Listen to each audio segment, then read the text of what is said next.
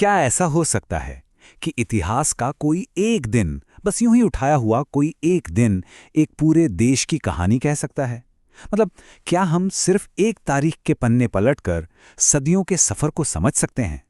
चलिए, आज ना इसी सवाल का जवाब ढूंढने की कोशिश करते हैं। और वो तारीख है 1 मार्च। आखिर ये तारीख भारत के लिए क्या मायने रखती है? आज हम यही देखने वाले हैं कि कैसे सिर्फ ये एक दिन सदियों से बदलते भारत की यात्रा का एक आईना बन जाता है। तो ठीक है, चलिए शुरू करते हैं। हमारी कहानी की शुरुआत होती है उस दौर से जब भारत की जमीन पर भविष्य की नींव रखी जा रही थी। इसमें व्यापार भी था, उद्योग भी, और हाँ, आजादी के लिए एक मजबूत होती हुई आवाज भी। अब जरा इस स्लाइड को देखिए, इसमें कितनी दिलचस्प कहानी छिपी है। सबसे पहले 1640 में ब्रिटिश ईस्ट इंडिया कंपनी एक ट्रेडिंग पोस्ट बनाती है। ये भारत में विदेशी व्यापार की, कह सकते हैं, पहली बड़ी दस्तक थी। फिर देखिए, लगभग 250 साल बाद 1909 में उसी तारीख को एक स्वदेशी ताकत टाटा स्टील का जन्म होता है। ये भारत के आत्मनिर्भर बनने का एक बड़ा संकेत था। और फिर ठीक 10 साल बाद 1919 में यही दिन महात्मा गांधी के सत्याग्रह की घोषणा के साथ पूरे देश में आजादी की लड़ाई का एक नया चैप्टर शुरू कर देता है। देखिए जरा ये सफर, व्यापार से उद्योग और उद्योग से आजादी तक का। और ये सिर्फ एक घोषणा नहीं थी, ये एक टर्निंग पॉइंट था। देखिए, रॉलेट एक्ट एक ऐसा काला कानून था जो सरकार को बिना किसी मुकदमे के किसी को भी जेल में डालने का हक देता था। तो 1 मार्च को गांधी जी के इन शब्दों ने करोड़ों भारतीयों को इस नाइंसाफी के खिलाफ एक साथ खड़ा कर दिया। एक अहिंसक आंदोलन जिसने इतिहास का रुख ही मोड़ दिया। आजादी के बाद अब चुनौती दूसरी थी, एक नए आजाद देश के लिए संस्थाएं बनाना, उसका ढांचा खड़ा करना। तो चलिए अब उस दौर में चलते हैं और देखते हैं कि 1 मार्च ने इस नए भारत के निर्माण में क्या भूमिका निभाई। हाँ, तो एक जरूरी बात यह है कि देश का निर्माण सिर्फ राजनीति से नहीं होता है ना? इसके लिए न्याय, कानून और सिविल संस्थाओं की जरूरत पड़ती है। और गुवाहाटी हाईकोर्ट की स्थापना इसी सोच का एक जीता जागता उदाहरण थी। और इसी दौर में 1 मार्च को ही देश ने एक और बहुत ही महत्वपूर्ण पहली चीज देखी।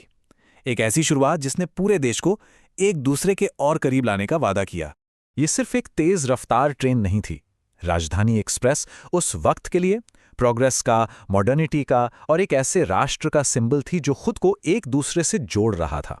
ये सचमुच एक सपने के पटरियों पर दौड़ने जैसा था। और देश को जोड़ने का ये जो आइडिया था ना, ये सिर्फ पटरियों तक ही नहीं रुका। 1 मार्च को ही 9वीं पंचवर्षीय योजना का ड्राफ्ट भी सामने आया। ये उस दौर के सिस्टमैटिक अप्रोच का एक और एग्जाम्पल है, जहां योजनाओं के जरिए खेती से लेकर इंडस्ट्री तक देश के विकास का एक पूरा रोड मैप तैयार किया जाता था। अब हमारी कहानी एक नया मोड़ लेती है। चलिए अब उन घटनाओं पर नजर डालते हैं जहां 1 मार्च को भारत का असर साइंस, टेक्नोलॉजी और इंटरनेशनल पॉलिटिक्स में, मतलब दुनिया भर में महसूस किया गया। ये एक बहुत बहुत बड़ा मोमेंट था। इस खोज ने न सिर्फ सीवी रमन को नोबेल प्राइज दिलाया, बल्कि ये पूरे देश के लिए गर्व का एक जबरदस्त मौका बन गया। भारतीय विज्ञान अब दुनिया के नक्शे पर था। हाँ, ये बात सही है कि याहू एक ग्लोबल इवेंट था, लेकिन सोचिए जरा, इसने भारत के लिए दुनिया से जुड़ने का एक बिल्कुल नया दरवाजा खोल दिया। यही टेक्नोलॉजी थी जिसने बाद में भारत को एक आईटी सुपर पावर बनाने में मदद की। और यहां 1 मार्च 2019 को हमें मॉडर्न इंडिया की एक और तस्वीर दिखती है। विंग कमांडर अभिनंदन की वापसी सिर्फ एक सैनिक की घर वापसी नहीं थी। ये हाई स्टेक रीजनल और ग्लोबल जियोपॉलिटिक्स में भारत की बढ़ती सैन्य और डिप्लोमैटिक ताकत का एक बड़ा प्रतीक बन गई। चलिए अब कहानी को 21वीं सदी में ले आते हैं। यहाँ 1 मार्च हमें आज के भारत की एक बहुत ही कॉम्प्लेक्स और कई बार कॉन्ट्राडिक्टरी तस्वीर दिखाता है। अब जरा इस स्लाइड को देखिए, ये बहुत दिलचस्प है। ये सिर्फ एक दिन की तस्वीर है, 1 मार्च 2018। और देखिए क्या क्या हो रहा है।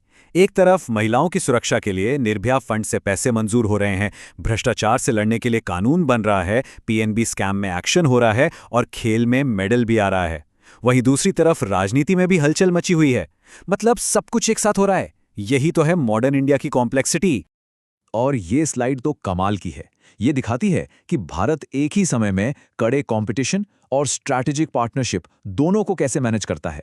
सोचिए, एक ही दिन हॉकी के मैदान पर पाकिस्तान पर एक बड़ी जीत और दूसरी तरफ डिप्लोमेसी की टेबल पर सऊदी अरब के साथ एक बहुत जरूरी समझौता। तो कहां से शुरू किया था हमने? 1640 में एक छोटी सी ट्रेडिंग पोस्ट से, और आज हम कहाँ हैं? 21वीं सदी की एक ग्लोबल पावर जो बड़ी बड़ी चुनौतियों का सामना कर रही है। तो हाँ, 1 मार्च की ये तारीख सच में एक राष्ट्र के पूरे सफर का आईना है। तो सवाल ये उठता है कि अगर ये अब तक की एक मार्च की कहानी है, तो यही तारीख आज से 100 साल बाद कौन सी कहानी सुनाएगी? ये सवाल हमें सोचने पर मजबूर करता है ना? आज जो हो रहा है वो आने वाले कल के लिए क्या मायने रखेगा? इस देश का सफर आगे किस दिशा में जाएगा? खैर, इसका जवाब तो आने वाला वक्त ही देगा।